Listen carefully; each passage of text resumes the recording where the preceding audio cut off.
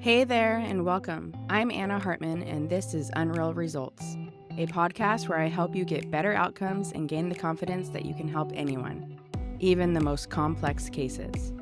Join me as I teach about the influence of the visceral organs and the nervous system on movement, pain, and injuries, all while shifting the paradigm of what whole body assessment and treatment really looks like.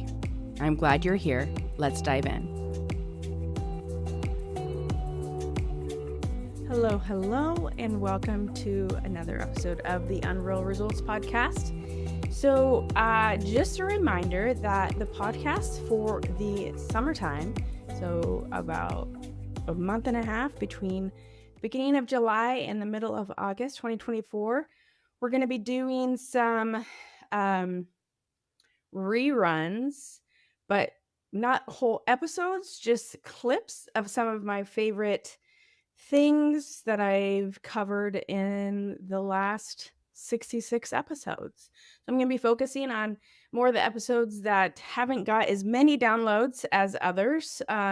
Just thinking that, not sure why you missed it, whether it was timing of the year or the title or whatever. Want to make sure you get the information. And then also, I know that when it comes to learning stuff, whenever you can hear it, repeat it again, it's going to have a better opportunity to sort of be absorbed and stick. And then also, my experience and a lot of the mentorship alumni experience is when you re-listen, re-watch material, go back to it in another year, in another time, sometimes you hear and catch different things, because often what we pick up in a class or what we pick up in a lecture is what we need to hear in that moment. And you are a completely different person now than you used to be, a completely different practitioner, especially if you've been listening for a while and implementing some of these practical tips of utilizing a more true whole body approach that considers the viscera and the nervous system in your assessment and treatment plan. So maybe it is exactly what you've already heard, but you're going to hear it in a different way and pick up different gems and different information from it. So I hope you enjoy it. I'm curating this specifically for you. And thanks for being here. Enjoy this episode. Hey, welcome back to another episode of the Unreal Results podcast. This episode is a clip from, I think, season 1, episode maybe like 16, called A Hard No to Hard Tools in the Gut. It is such an important episode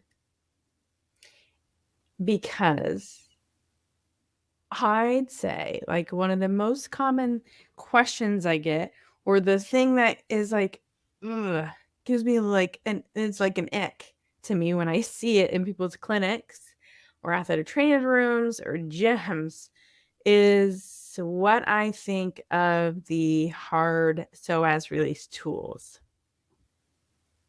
It's a big no, one sentence, absolutely not, no. So this clip is from that whole episode, which actually is episode number 15. And I hope you give it a listen. Why I feel so strongly about this. Basically, it's a quick review of the visceral organs and why they're important and why hard tools are not the way to go. So I hope you enjoy, and then hope you consider actually listening to the full episode, which will be linked in the show notes. Have a great day. No, please do not. No, absolutely not. Do you not listen to me at all? Because I've again, but really, she does, but she doesn't. So I was like, no. And then she proceeded to tell me that I was like, who are you getting advice from? It's like, do you not have anyone that you could ask that actually does this for their job? Giving her crap. And then she was like, I wasn't asking for advice. I was talking to somebody at work about things, and he recommended it. He said whenever his back flares up, he sleeps on it. He literally sleeps on it 2 to 3 times a week to prevent his back pain. And I was like, wow, that is amazingly insane. And also, like, how do you sleep with a hard thing in your abdomen? I was like, I just can't. And so then I told her, I was like, yeah, no, you can do self-massage in that area, but it would be best if it was a soft ball or a soft thing or something gentle for your soft parts, because there is a risk of perforating and injuring your visceral organs when you're using hard tools, or even your hands or someone else's hands when they are used in a not a very intelligent way, specifically in a way that is like no pain, no gain, right? Which a lot of people think that's how self-massage should be. So, the risk is low, but it's still there. So I actually made a reel on Instagram today. I'll share it in the show notes about this too. I've done a reel on this in the past, but once is never, and I probably did it like during COVID pandemonium time, and so that was like 3 years ago now, right? So and oftentimes I do get asked this by athletes and people, and it's just like, no, there are better ways to go about it. So, and specifically too, it depends on the person, right? Because she also has an inflammatory bowel disease. And that is like the person that I worry about in this scenario. And actually, to be honest, the majority of back pain and the majority of hip pain does have a visceral driver, does have a gut relationship to it. And so many people who are suffering from back pain and hip pain that get these tools probably do have some sort of underlying inflammatory bowel problem or gut issue that is already putting their tissues of their viscera in a not so ideal or optimal tissue health standpoint.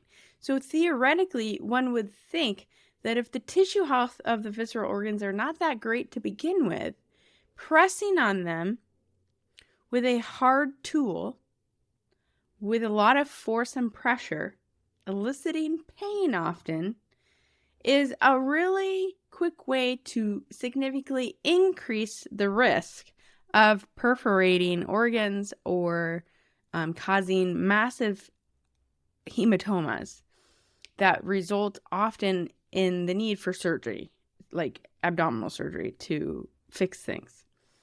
So, and I don't make this up. There are case reports in the literature. You can do a PubMed search and come up with it pretty easily.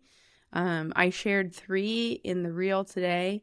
One was an older gentleman who was constipated and having pain and was vigorously and very hard self-massaging with his hands and lacerated his pancreas.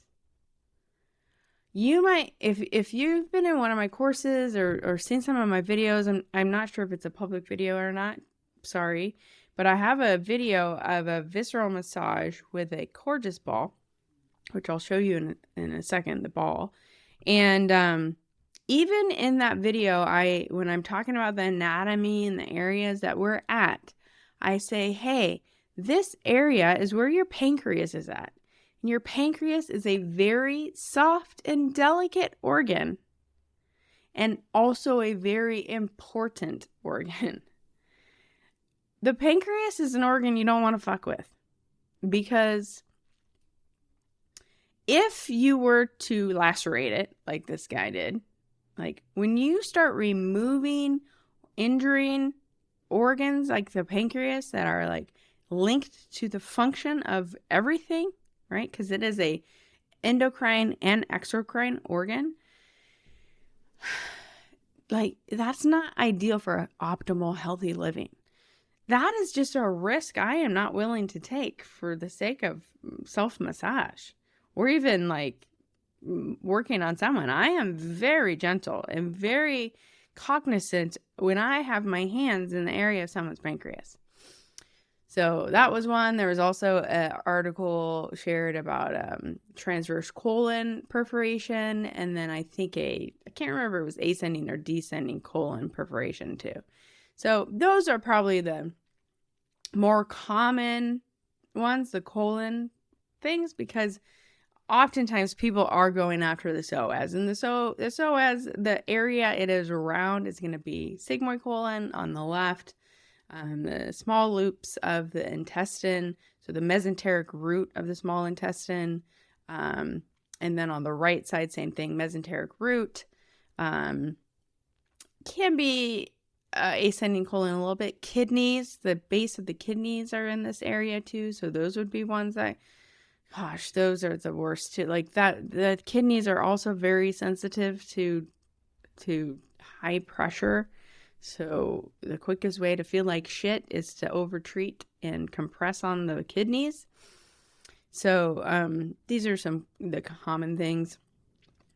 You know, you also have like your abdominal aorta and vena cava there, your iliac vessels, like pressing on a vessel. Think about like some people, you know, some people's health of their vascular vessels are not great.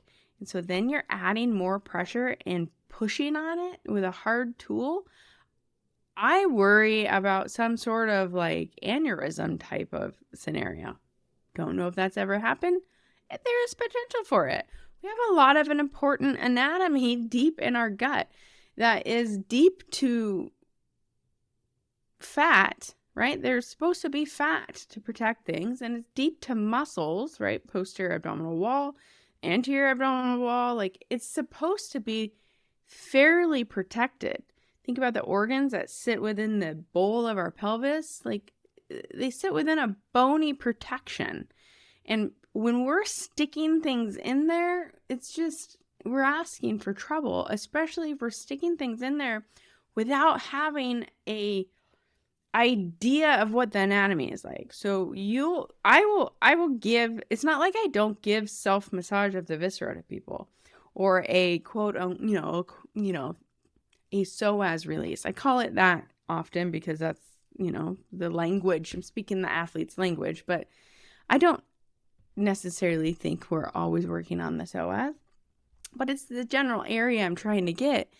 I give these to my clients. I give them very often, actually, but always with soft tools, and always when I am taking them through this journey of their insides, we're talking about the relevant anatomy.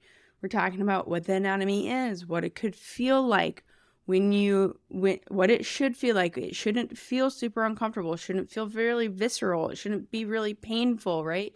So if they're feeling these areas, feeling that way, I encourage them to move to a different part or like change the prop, change the position, right? We're honoring what we're feeling and we're not forcing things. So those are important things to know. And same thing too, the organs up underneath the rib cage. So there's when we think of the thoracic cage, right? The thorax, the ribs 1 through 12, and the spine, and then the sternum, xiphoid process, manubrium, and the cartilages, right? The entire thorax. The entire thorax contains more than just the thoracic cavity organs. The thoracic cavity is the area above the diaphragm in the thorax. But then we have things below the diaphragm still within the thorax, but technically part of the abdominal cavity. These organs are interesting and they're important, so they're still protected underneath the bone, but they do kind of get pushed down with the inhale breath, right? And become a little bit more exposed, right? This is actually how you can palpate the gallbladder to see if somebody's got gallbladder issues going on. This is like one of my athletes just recently asked me, because of the fight that was on TV last week or whatever, about like the anatomy of a liver punch and why that can be like such a big deal. The anatomy of a liver punch is it's usually a left hook applied to underneath the right rib cage. If it's timed right, when the other athlete is in an inhale phase, now the liver is even more exposed, right? And then this causes a big problem. Because why? The liver is a very important organ. It's why it's protected under the rib cage.